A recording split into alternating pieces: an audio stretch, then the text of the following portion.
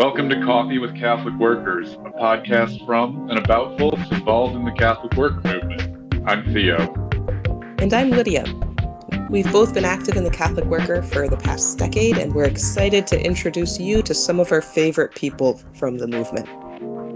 Today we have with us Mark Colville from the Amistad Catholic Worker in New Haven, Connecticut.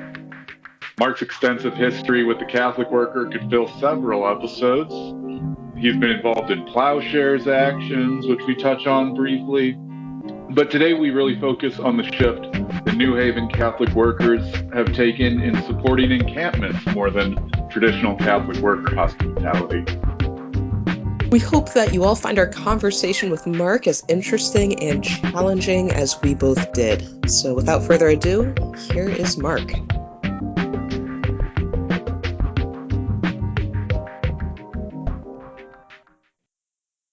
Well, welcome to Coffee with Catholic Workers, Mark.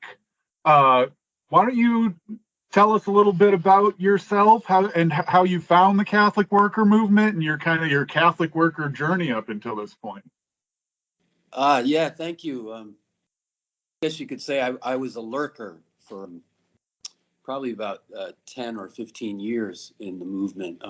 I actually, I guess I would say, I sort of woke up in terms of conscience and sort of maybe a faith path journey in my late teens and early 20s. And so in 1980, when Dorothy died, that was the year Dorothy died, I never got to meet her, but that happened to be the same year that I discovered the Catholic worker movement and became just enthralled with sort of this ongoing sort of combination of reflection and action, with a particular emphasis on direct relationship with people, with poor people. For me, that became a sort of a chosen path to, I guess. Like many people, maybe many white people, white guys I guess I feel, at least I perceive an affinity there in terms of my motivation to get into the work of the Catholic worker and the community life. And that was, for me, it was in many ways sort of an attempt at an exodus from my own place and my own background, and not to reject those things, but to understand the constraints and the traps that I may have been raised with. A lot of them having to do with the discriminations and the boundaries that we have in the society, prevent us from real encounter with each other, and therefore prevent people from understanding their own location in the world. So I guess a lot of my involvement with the Catholic worker was an attempt, especially in the early days, to make that exodus, into community, whatever that meant. Yeah, so that was sort of my in the early days, and then interestingly, I sort of hung around the Catholic worker movement for many years and did a lot of work that I would say was directly related to Catholic worker neighborhood work, but not. I never lived in a house until I got married and had 2 kids. So yeah, we may have taken a little. Maybe I know that the movement is over the years it's really been energized, and in many ways its lifeblood has been, in terms of community members, has been people, younger people, kind of moving through college and stuff like that, taking a break from life, and getting filled with this kind of I would say enlightenment, and then sort of moving on to whatever maybe God had in mind for them, right? And for us, for my wife and I, it kind of became a landing place when we became, in the early 1980s, early 1990s, became quite disillusioned with the prospects of trying to raise children in a nuclear family way is in this society. So yeah, that's we kind of came full circle and decided that raising living as a family alternatively in community with the daily practice of the works of mercy and justice, that this was the way to grasp that sanity in this society, as a family. And what was that like raising kids in community? How did that turn out for you? What were some of the joys of it and some of the struggles? Yeah, well, first of all, it was not even when I started involvement in the Catholic Worker. It wasn't really on the list of options for me or for my wife when we first started thinking about this. But it was the example of some other couples and families that have been working to do this over the years that really inspired us. I'm thinking of people like, well, of course, Jackie Allen Dussault and Chris Allen Dussault, who started the Hartford Catholic Worker in Connecticut just about a year or a little more than the year before we started. We visited them, and it was a mind blower. Also, I should the Little Flower Catholic Worker in out in Virginia there, Bill and Sue. These folks, all these folks became sort of, part of our extended family.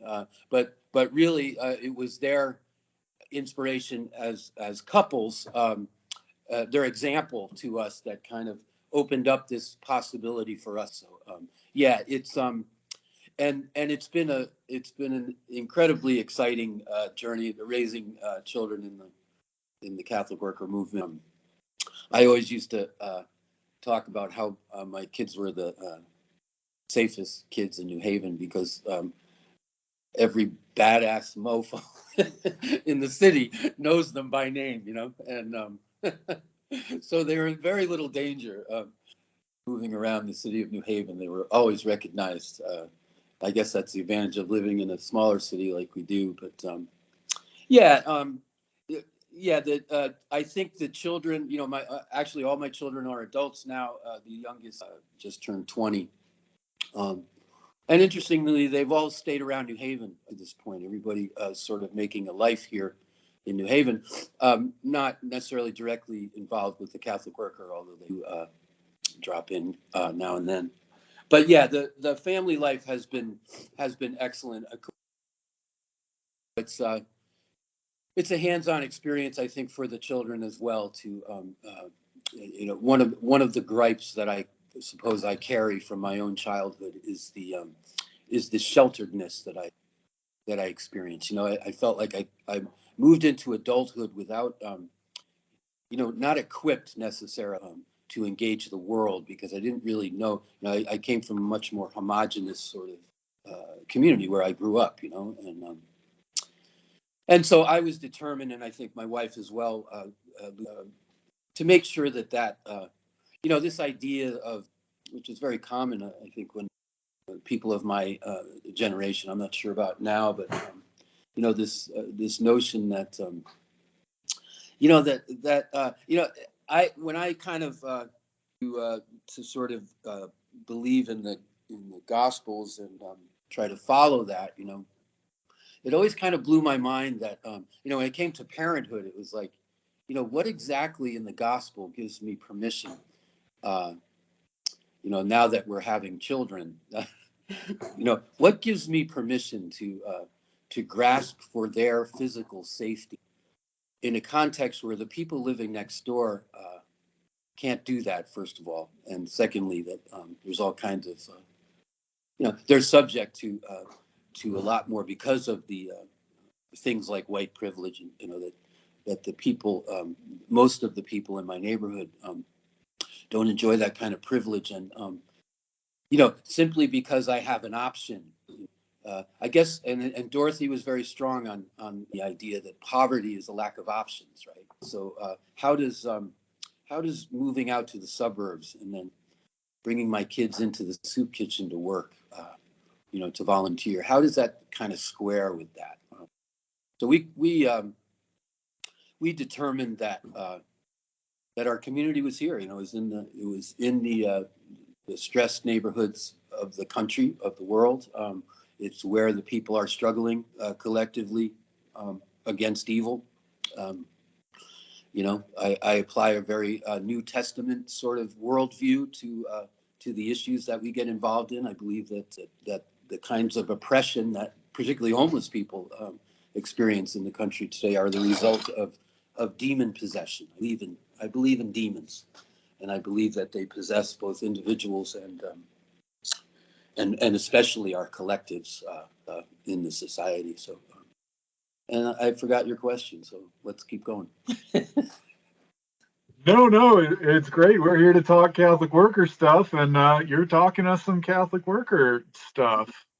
You know, the reason I was really excited to have you come talk to us is you gave a talk at the National Gathering this fall, I believe. I didn't get to attend it, the roundtable discussion, as we call them here in the Catholic worker movement.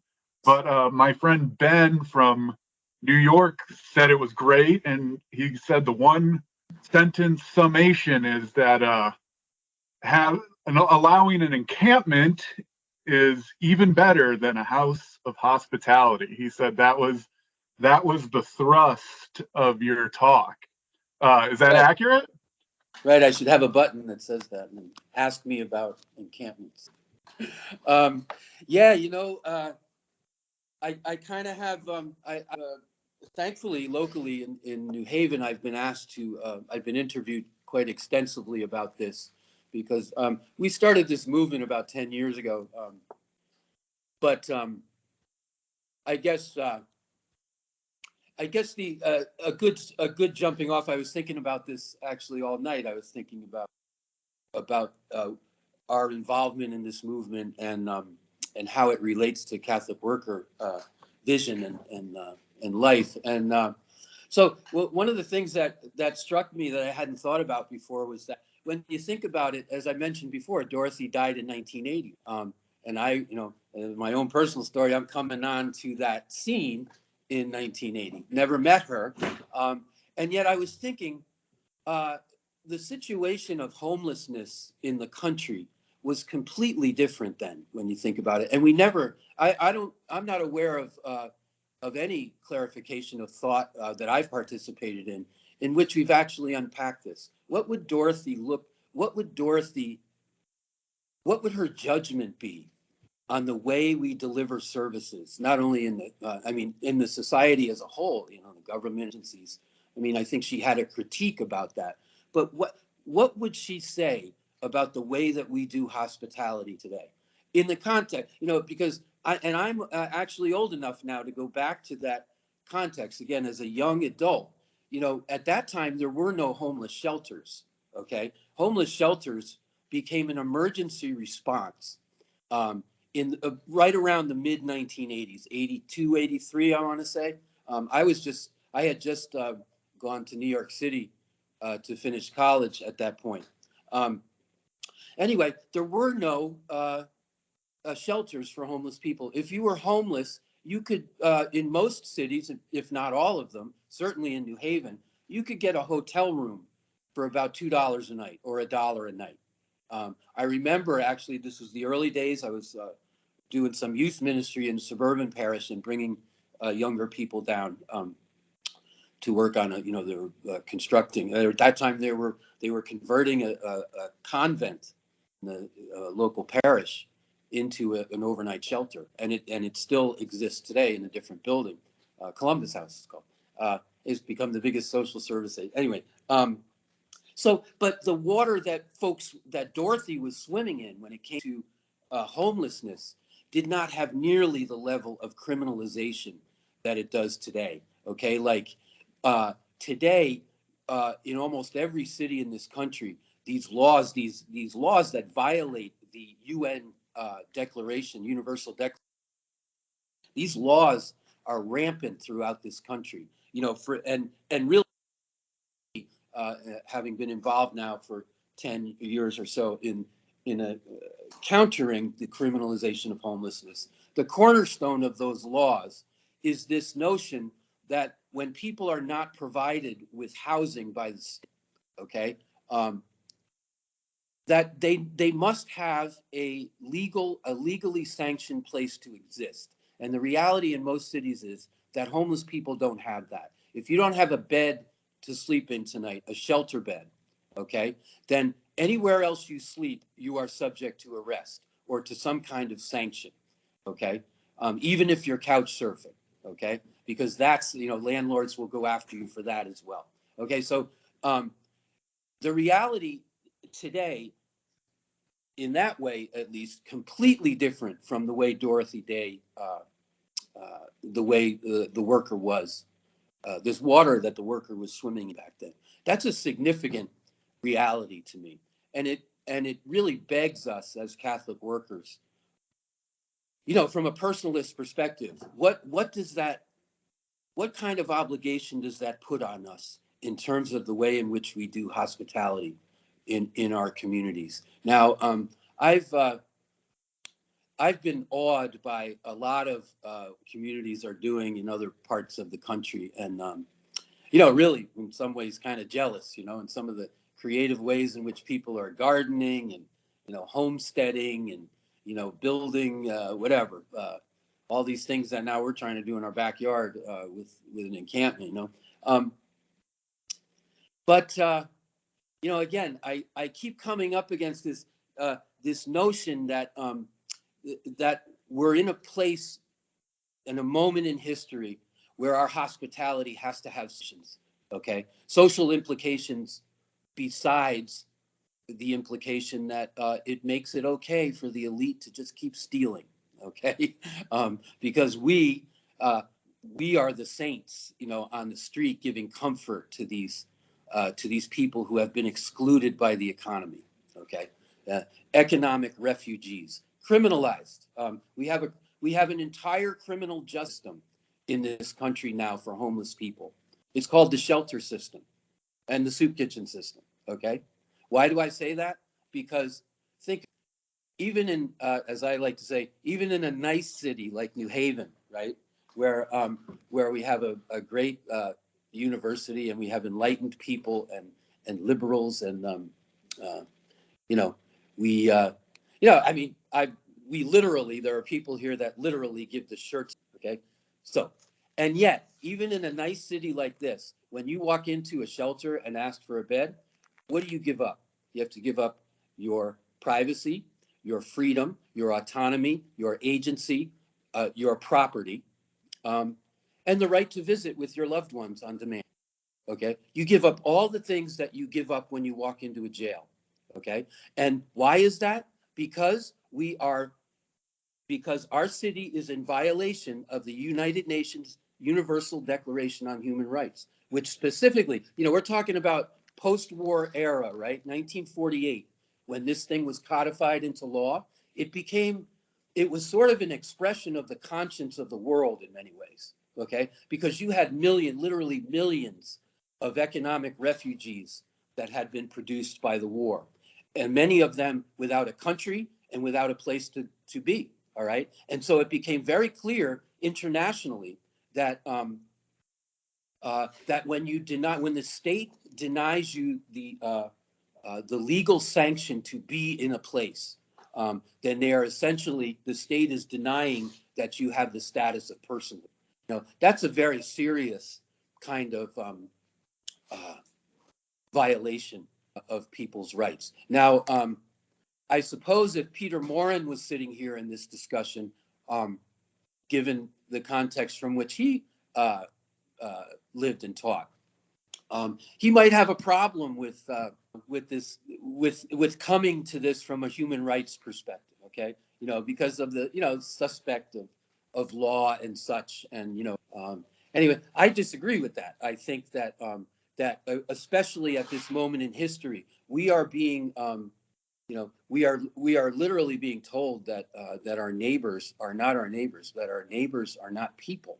Okay, and so to me, that requires a response in the way that we do hospitality. Okay, and so we've tried to respond to it.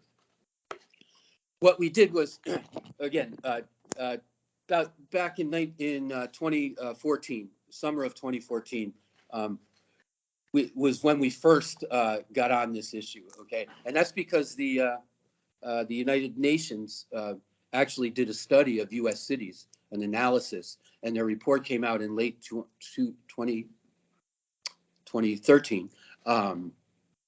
And it indicated all these things, and particularly this was called out as, that these laws have to be abolished immediately for our nation to be in compliance with the Universal Declaration on Human Rights.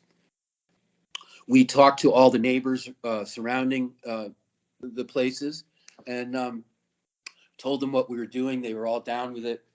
Some of them were bringing meals to folks. And on both occasions that summer, the mayor at the time went in the police and shut the thing down within 48 hours. On one occasion, the second occasion, 4 of us were arrested, including 3 people experiencing homelessness. Were arrested and went to trial and were found not guilty by a judge. The city had sent a witness indicating that this was an improper use of city property, and so it was proper for them to evict us, and the judge disagreed. He said, given the context of homelessness, that this is a perfectly expedient and legal way to use public property. So then 10 years later, COVID hits, and we had our movement there had become dormant. We doing much with it except talking and thinking about it. But then when COVID started, you may remember that there was a national sort of standing order that went out for everybody, including homeless people at the time. You may remember what it was, do you? What they told us? No? It was this idea that everybody needs to stay home, Yes, which is particularly difficult if you don't have a home to stay in. Exactly. So we were told that we all had to shelter in place. Now, what people didn't really think about at the time, but I certainly did, was that up until then, there had been a standing order for people who are homeless for the past 40 years.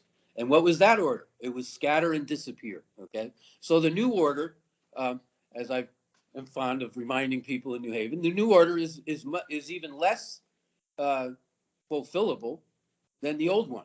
Shelter in place. How does a homeless person shelter in place? They don't, because they're always getting evicted. And everything that you and I take for granted that we can do in private, they have to do in public. Okay.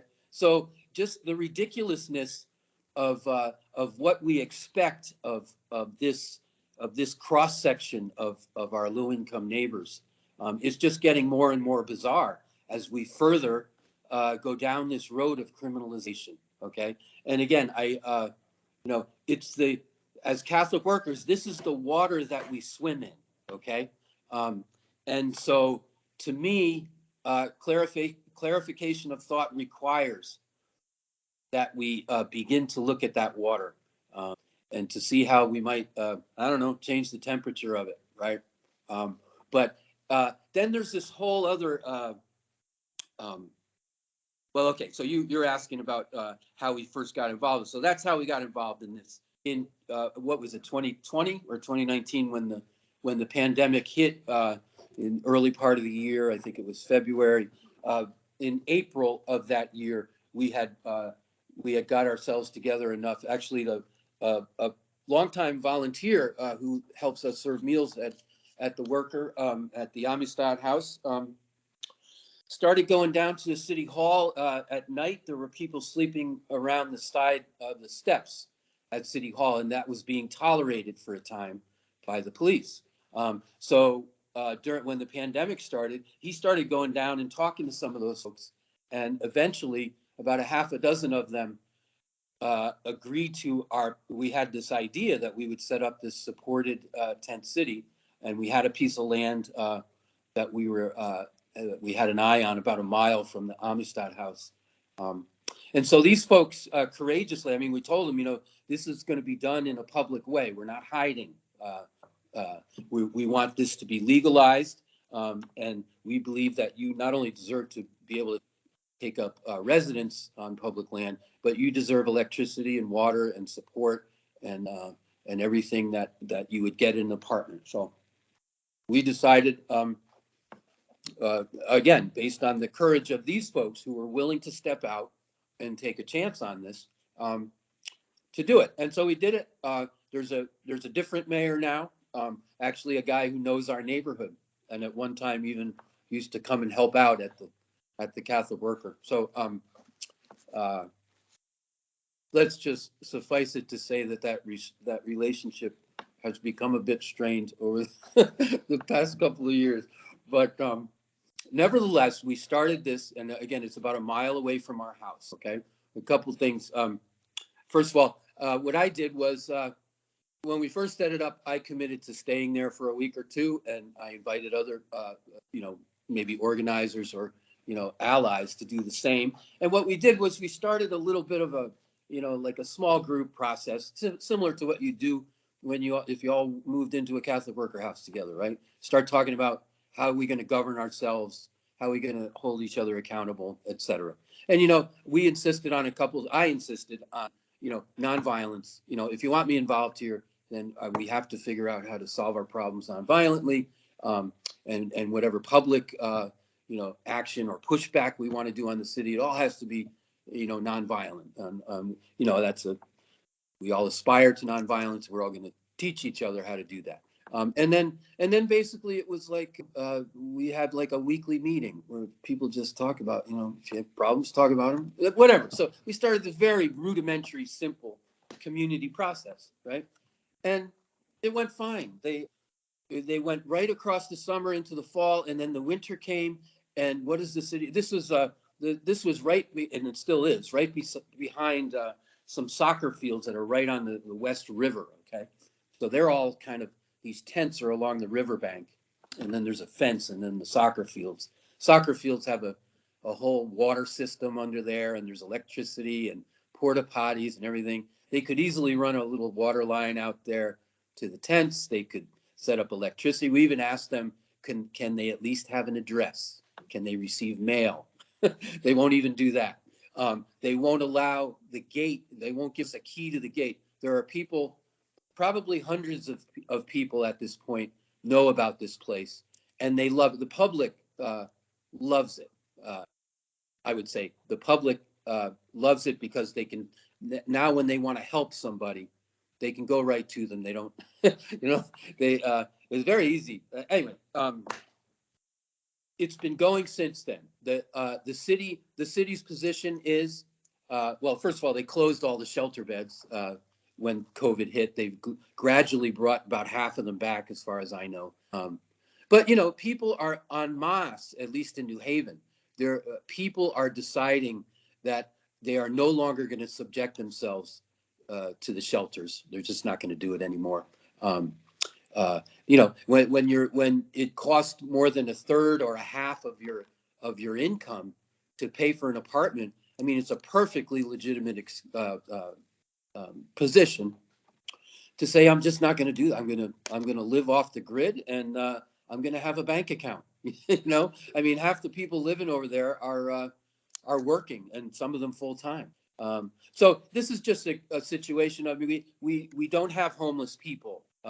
We have people who are economic refugees, meaning that they have been excluded from the economy, and the opportunity to own a piece of land or a place of their own is off the table. What's happening a quarter mile from where this is, about 2 months ago, they held a press conference there to announce that they're redeveloping luxury housing, I think it's about 500 or 700 units, what they call market rate. I'm learning all these new George Orwell terms now. Market rate apartment, $2,100 for a one-room studio apartment, $2,100, literally a quarter mile from where people have been sleeping in tents for years. And then if you go a little more than a quarter mile in the other direction, you get to my backyard at Amistad, okay, which we have we have declared to be a human rights zone, and we have a sign. We have these waterproof signs that we're putting up all over New Haven now that says you're entering a human rights zone, and it basically explains that the city of New Haven is in violation, as I explained before, of the UN Universal Declaration on Human Rights. It cites the laws that you can go and look at, and it says that that this brings shame to our city. This non-compliance brings shame to our city, and it's a scandal. It's a public scandal, and that therefore we have designated this area as a place where this right is going to be respected, and anybody who enters this space is required to behave accordingly. We simply put a sign on the entrance to our backyard indicating that, and then again, I should mention that while all this was going on, I was involved back in 2018, was it 2018, in a plowshares action, the Kings Bay plowshares, right? Which has some interesting, I think, theological connections to what we're doing now in New Haven, although your podcast isn't long enough to maybe delve into those. But the reason I bring it up is that I ended up with a 21-month prison sentence over that. I refused bail, and so I stayed in the county jail for while a lot of this was going on, back home. So which is to say that my involvement has been spotty, and even when I returned from prison finally a year ago, September, so about a year and a half ago now, I got home, and the tent city that on the public land was still going, and the people had sort of learned to govern themselves. Okay, but here's what I meant to mention about that was so all of the people at the tent city, and I'm talking now about the one on the public land, not in our backyard. Almost everybody there has a social worker that comes over there, and again, they the social workers love it because you can actually find a person now, and that's not insignificant. Anyway, but here's the reality, right? So because the city hasn't legalized this, or and they're saying it's absolutely not legal, we're just being nice by not tearing it down. That's basically what they're saying, and that enables a couple of things. Okay, one of which is all of these social workers, they go over there and they take care of a client. Not one person is taking responsibility for the collective. Okay, so they're kind of on their own now, and they're actually doing pretty well. But at the same time, okay, none of these professionals taking responsibility for anybody except their individual client. And usually all they do is hand out coupons away, housing vouchers, which take a couple of years to, anyway. And yet, if you call, I don't know, you have 211 where you live, this information number where if you're in crisis, you can call 211. They tell you where to go, right? Well, people are calling 211 who are homeless. They're getting sent over to Tent City, which is illegal. The city calls it illegal, unsanctioned, okay? And they're always threatening to tear it down if it gets rowdy or loud or violent or unclean, okay? And yet they're sending people over there, some of them with mental illness or, acting out in one way or another, literally from the hospital sometimes, being sent over there in the middle of the night. So now, and not one of them, again, not one of these professionals taking responsibility for the collective. So that enables them to blame everything that happens over there, every bad incident that happens over there. And there are a few. I mean, there's, think of that. What kind of a situation, if you could, if mentally ill people or drug addicted, violent people having episodes, could just kind of show up at, well, I guess we're Catholic workers, we're prepared for that. But anyway, so these folks are now expected, the people living over there are expected now to be crisis intervention experts. When they find hypodermic needles on the soccer fields, they're blaming everyone, and this is in a place where in the middle of the night, transients just sweep through that whole area. They go through there all the time, back and forth. Anyway, so everything so when the city makes public statements about tent cities, what do they say? Oh, well, as you can see, it's no way to live, you know, et cetera, et cetera. And at the same, they're pointing the finger at something that they desperately need, and they desperately will not support. Okay, but they need it. I mean, it's almost like the city's got its own little addiction, its own little thing on the side here. So anyway, I feel, especially as I get older, I feel I really want to to kind of internalize this notion of anarchy more, as I get on in years. I think that more than anything else, I think that's what the Catholic worker has been. The real gift for me has been to have a good understanding, I think, of what it means to be an anarchist. In other words, what it means to have to have a conscience-driven lifestyle in which that it's not that my passions and my motivations don't come from outside. They come from this notion of that personal responsibility and personalism. I feel anyway. So yeah, I think I don't like. And so, because I'm an anarchist, I'm not about to tell you or anybody else who's running a Catholic worker house anywhere in the country or the world. I'm not about to say what you should be doing. I mean, I certainly don't wish to speak in those terms, but I do believe that that the issues that this campaign are raising are critical to a clarification of what Catholic worker hospitality is and is not. Okay. If anything, I think that Dorothy would be scandalized at the thought that the work that is coming from these houses is getting to a point where it's just simply propping up, the crimes and excusing the crimes of the state, without doing hospitality, to me, in such a way that confronts those crimes. Then I think that's sinful. I guess that's how I would describe it. I think that's sinful, and so that's I'm trying to follow that path, and I suppose. And the other, I guess, from a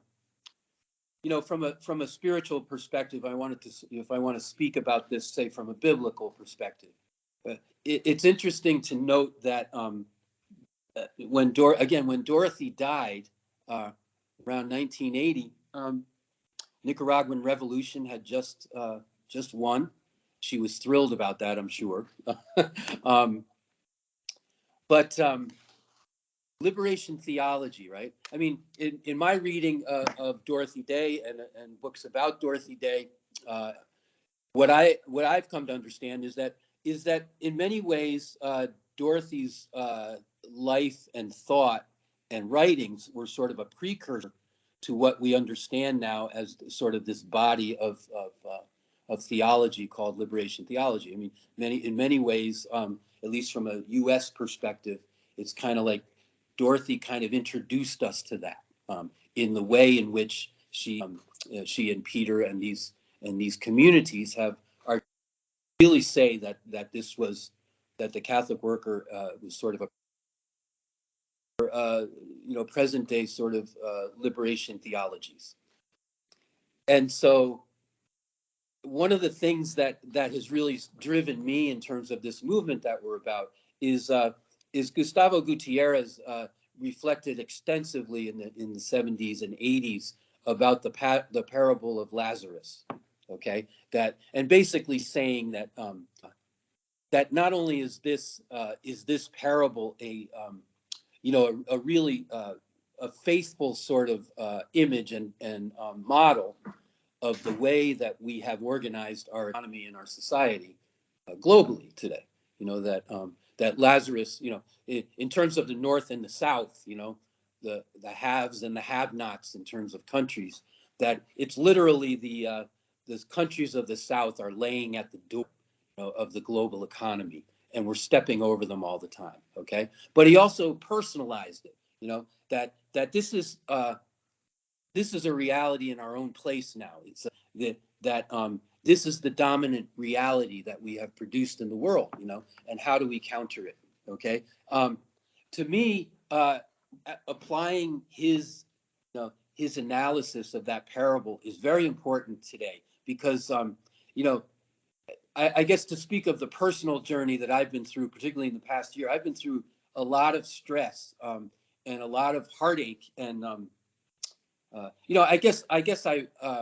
I'm carrying some trauma, I think, from the prison experience, and sort of, when I say trauma, I think no matter how rough or easy a prison is, to me, it's basically irrelevant. This ripping out of your own community. Even though, it becomes, for me, it's always become a very blessed spiritual journey and personal journey through prisons, but at the same time, whenever you come back, you realize that the roots that you have in your own place and community have been ripped up, to some extent, and maybe to some extent, I don't know if I'll get those back, because I've been absent from family life and from neighborhood life and all that. Anyway, I don't know where this trauma is coming from. I can say that I have been very stressed since I got home from prison. I've been working through it. But the reason I mention it is because this parable of Lazarus has become so important to me, because now we decided in I guess it was June or May of this past year, May of 22, we decided that what we were trying to do at down at the tent city on the public land, we decided that it had failed, because what we were the goal of our campaign was to get a policy change, okay, to get this stuff legalized.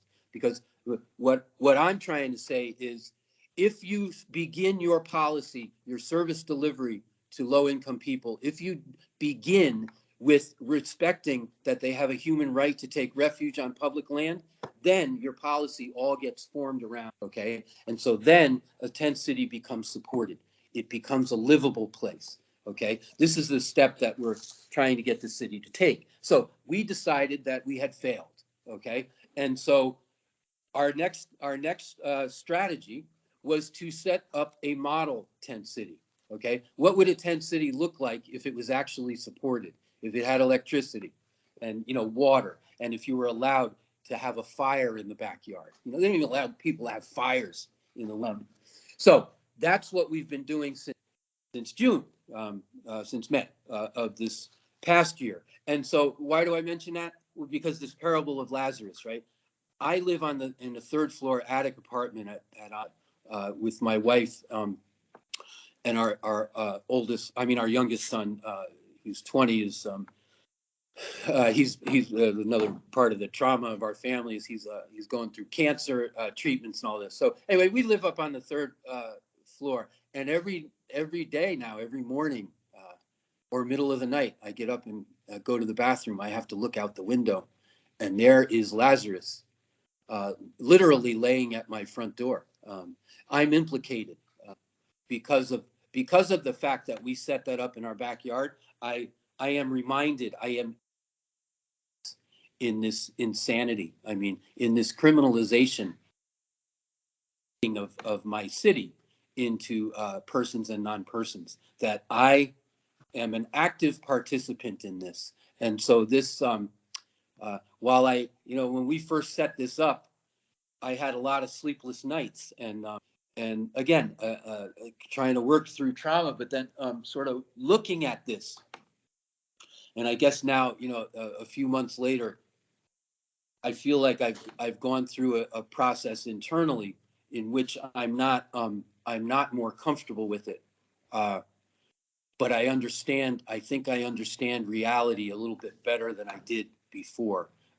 Because let's face it, the way that I've done hospitality as a Catholic worker for 30 years, it has really centered me. I mean, as much as I would like to argue against that, it has centered me. It has centered my in-house community and our needs more so than the needs of the other. And again, I think once again, when you grant somebody the status of place, and we don't do that as much as we try, I suppose there are some maybe achieve that, but we don't grant people their own space in our homes.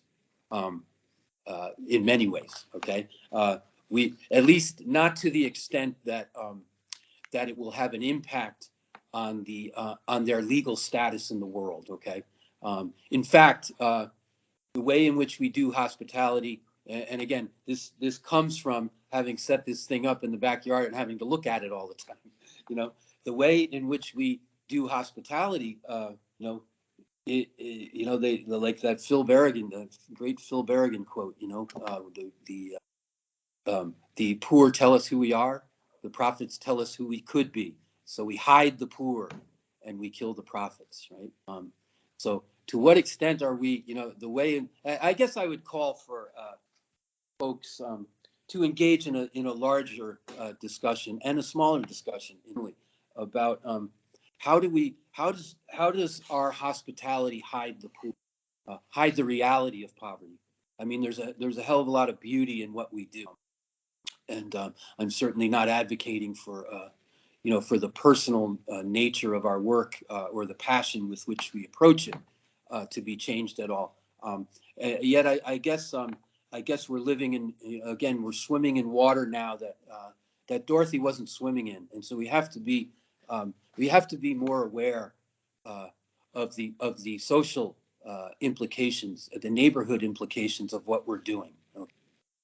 So I guess that's where I'm at. Wow, there is so much there. I feel like we covered really a lot of ground and just so many ideas and tensions that I think repetitively come up in these different communities of like how to do hospitality, how to not actually make it something self-serving to workers rather than to guests. Really, really great discussion. I think this will be really helpful for people who are interested in the Catholic worker or people who are already in communities. There's also this piece where part of Theo and my intent in starting this podcast was feeling like sometimes it is kind of easy to get grounded in the past of what Dorothy was doing, what Peter was doing, and feeling like hearing now this evolution of thought, the continued clarification of thought, is really important to ensure that we don't, although we can take inspiration from and honor Dorothy, of not being stuck in some of those same patterns. Yes, and I guess I would say qualify everything I've said by saying, this is sort of a journey that I'm still on personally, and a lot of these thoughts are maybe not, and maybe that's a good thing, that they're not complete, and so I'd love to share my phone number or whatever if people want to be in touch, or my email to keep this discussion going. Again, I think that we're onto something here in New Haven. I'm not pretending that it's necessarily that you just can't pick it up and implement it somewhere else without some innovations. But anyway, I would love for people to consider exploring this movement more deeply with us. Yeah, we can definitely include like your email address in the show notes. Is doable. Thanks. We also we're rehabbing our house right now. In the midst of all this, like we got to close the kitchen and everything. It's kind of it's bizarre. So we're literally emptying the whole house out. That being said, I believe we definitely, in order to sustain this movement locally, that we're going to need probably by the springtime, we're going to need to have like a rejuvenated sort of in-house community process going on. So anybody out there who's fairly unattached and looking for an experience like that, we'd love to think that through with you as well. Yeah, we're already putting the word out for folks who are looking to live in community and get involved on the street in this kind of stuff. This combination of hospitality and social action. So look us up. I know that if I was on the West Coast, I'd be in LA because they're doing this stuff great out there. shout out to them. All right. So I don't know how many episodes you've listened to of the show. We've started doing a lightning round at the very end. So if you're up for Let's it, do that. just a real quick, real low pressure, but Uh-huh. a few Catholic worker lightning round questions. Okay. Right. Favorite Catholic worker book? Catholic worker book? I would have to say Dorothy's Diaries, which I wouldn't dream of undertaking that. It was like 1,000 pages or something. I wouldn't dream of undertaking that anywhere else except prison. And I was able to, to just really enjoy that for. It took me about a month. I read it slowly, and so yeah. I mean, if you're a Catholic worker and you have a little space carved out every day to kind of be quiet or whatever, you could do much worse than read, Dorothy's entries, daily entries in the diaries. Worst donation you've ever gotten? That's good. There's this. I got three brothers, right? They're all older than me, but over the years, and I got two sisters, so we had a big family, and we get together a lot. Anyway, I would say about 25 years ago, somebody donated a gallon of about the cheapest scotch I've ever seen in my life, and it was in a plastic, a bottle like the half-gallon bottle of liquor, right? So it was a plastic bottle, and the name of the scotch was it was called Pleasant Moments. Okay, and that same year, somebody donated at Christmas time a huge salami. It must have been like this far around and this long. And so, long story short, every time we had a family gathering for years, so I would bring the Pleasant Moments and the sausage was called Yardo beef. Yardo beef. Okay, so I would bring the Yardo beef and the Pleasant Moments, and then usually we'd have a family gathering. I'd pass it on to somebody, and then they would bring it to the next one. So I still have actually one of my brother's dirtbag friends actually opened the Pleasant Moments once and drank about a quarter of it. So it's still anyway. So I'm giving you long answers to your short questions. Go ahead. All right, the last lightning round question here. You get an all expenses paid Catholic worker vacation. What house are you going to? Oh my gosh. And well, how about I want to go follow my friend Martha Hennessy to Hawaii. Okay, she was just invited out there on a tour. I guess when you're Dorothy Day's grandmother, you get invited to the Hawaii Catholic World. That's where I want to go. Although I probably shouldn't go there because it would destroy my idyllic image of it that's in my head. Well, thanks so much, Mark, for joining us. We really enjoyed our conversation, and yeah, a lot of interesting ideas you've thrown out for us to think about. Well, thank you, and good luck with this podcast. I'm really enjoying it, listening to it. So keep going, and thanks a lot. Wonderful. All right. Take care, Mark. We'll see you later. Okay, peace. Thank you.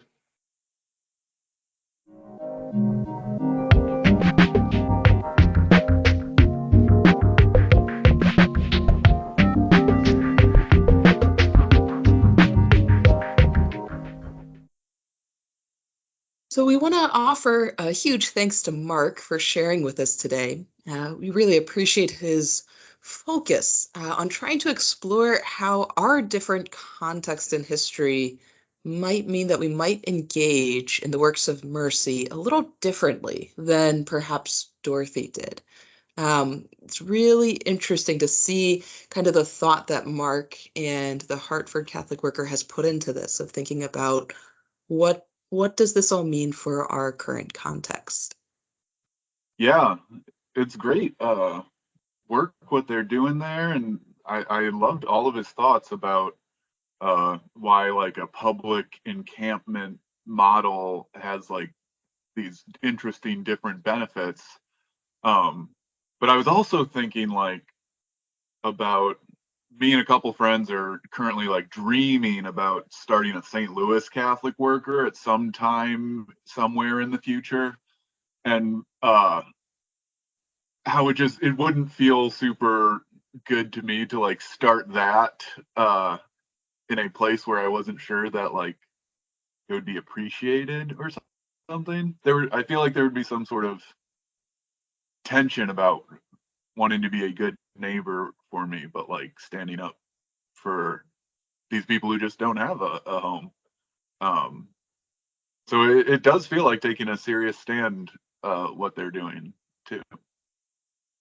Yeah, I think I also appreciated sometimes I think this like systems approach that in some ways the Catholic worker is really good at, particularly as we think about kind of peace movements. And we look at that as a very systems thing. And sometimes I think we lose that emphasis with hospitality, particularly for those who are homeless, and we address it on this individual level. Um, and we forget sometimes about this systems level because it really feels like a push and shift of policy to push for this right to public land, um, and this decriminalization of sleeping outside, essentially, um, which is very unique of this piece of if you don't own property and you don't rent property, there's nowhere for you really to exist. Yeah, that was something that was like crazy in Los Angeles, which has a huge homeless population, and where I was at the Catholic Worker for a number of years. Um, uh, the city had an ordinance, still does, about like not sleeping on the sidewalk, basically, or camping kind of thing. And over the years, like the courts have said, like you can't enforce this when there are like literally not enough beds to for people to move to. Like it's just like illegal to do that. And then the city always like kind of slightly changes it or changes their enforcement of it. And they're like, no, it's a different thing. It's different now. But like in the end, it's like still the same policy. And then that extends to their stuff, which is like the city is always trying to throw away people's stuff in LA. Like, and there's people's medicine in there and family photographs and address books or whatever. And folks are always pointing out, the homeless advocates there are always pointing out, like, you can park your car on the street. Like if you have a big multi-$1,000 item, you can just leave it in public. But like if somebody leaves their shopping cart in front of the LA Catholic Workers hippie kitchen, the city might just like come and throw it away without notice. So yeah, I mean, getting places that belong to folks is huge. Mhm. Yeah, here in Chicago, it's very similar, right? There aren't enough shelter beds for the number of people who are on the streets every night. Um, And there's not nearly as many sort of permanent type encampments as there are in LA. I remember being blown away visiting LA for the first time and seeing the number of people who were on the streets.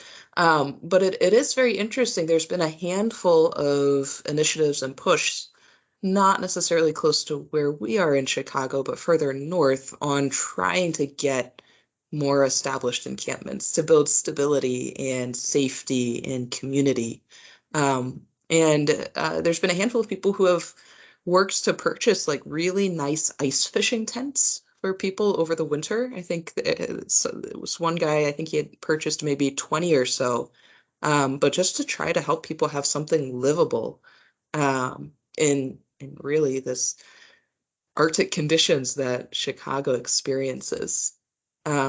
Yeah, so I really appreciate that focused on autonomy and this idea of for whatever situation that people are in, um, pushing towards a way for people to exist. The reality is that currently in our Catholic workers, we can't house everyone, regardless of if we wanted to. Yeah, I mean, it's a huge project. Another thing I was thinking about during this conversation is that these encampments have like kind of proliferated in recent years in many cities across the US. And I was thinking back to like during the Depression, like that it was like also just a thing back then, you know, and it was just like an accepted thing that these camps were around, and how maybe this is like a returning to that era, though we don't in our current moment like think of it as the same way. It is the same thing for the same reasons. Hmm. Yeah. And to give people the legal sort of ability to exist that way because it's needed. I think we like to not allow that legal ability because we like to think that people who don't have money don't exist. It's easier to shove them to the side. But we do see very, very similar ideas to these encampments becoming more permanent in some of the rise in this idea of like tiny house villages, which are popping up. Or I've seen really large, because Texas does everything large, like really large communities that are all tiny homes or RVs. But talking like 600 homes. And these really are, it's like the next level of this idea of like the Depression era shanty towns. Um, Many of these villages trying to do it in a way that preserves dignity and preserves people's sort of right to privacy. But this is really what it is people being priced out of existing in the housing market. Yeah, I think that there's like this really the tiny house thing is like very interesting because there is like this flavor to it where it's like no, for at least for folks coming like from a more middle class place, not like as a solution to homelessness per se, but like a lot people don't think they could ever afford a house, like to own an actual house. So they're living in a tiny home, which like has like a sort of social prestige, if you call it that, instead of like if you lived in like a trailer home or something like that, or like just a small place. It's almost like Trader Joe's or something in my mind. Like it has a certain different aesthetic, but really you're just buying the store brand stuff. Like you're just buying the cheap version because instead of like the real thing, you know? Sure, sure. Yeah, I think I'm thinking more in particular of a couple tiny home villages like in Oregon, where they're not about to have permanent encampments. And so the solution is if we call it a tiny home, then it's more acceptable to be in people's backyards or in city lots. Actually, this was in Duluth. There's one winter where at Hildegard House, they had a yurt in their backyard with part of this idea that um, there's land that should be allowed to be used by people who don't have space to live on through the winter in structures that provide safety. Yeah, I totally believe that phenomenon. I don't know. Do you think it's because of like the permanent nature, or do you think it's just like a better wrapping on the same package kind of thing that they're more acceptable? So at least in some of the places that I've seen them popping up, and I don't think this is everywhere, I think that they can have less of a mass-produced feel. Um, some of the tiny home communities that I've noticed, they'll have like architecture firms or construction firms who are sponsoring the building of different units. And so they do have this stronger curb appeal, right, than something that is mass produced. Interesting. Well, I guess we need more houses right now, and I'll take tiny because even that, like, one of the former St. Louis Catholic workers was trying to do something like that here in St. Louis, and it was just like Mm. a no-go. She was even looking at this place that it had like previously been like some sort of like camper or RV lot. So like it had all these stalls that had electricity and stuff running to it and stuff. And she's like, oh, this would be a Wow. perfect tiny home place. And just like it was just opposed, and the city was just like, nope, and it's not like they're doing anything different. It's not like they had a better idea or something, but so take what we can get.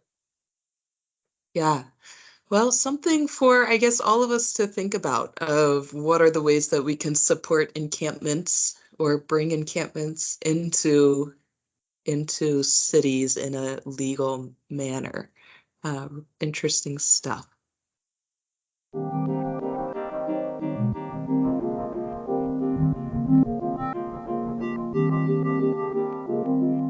Well, that wraps up another episode for us. We're Coffee with Catholic Workers. If you want to reach out to us, you can always email us at coffeewithcatholicworkers@gmail.com. We want to thank Chris from the Bloomington Catholic Worker for help editing, David Hayes for our music, and Becky McIntyre for our podcast art. Thanks for joining us again for some clarification of thought. We hope today's conversation and discussions have been enlightening, and maybe even that you're encouraged to go out and help build a world where it's easier to be good.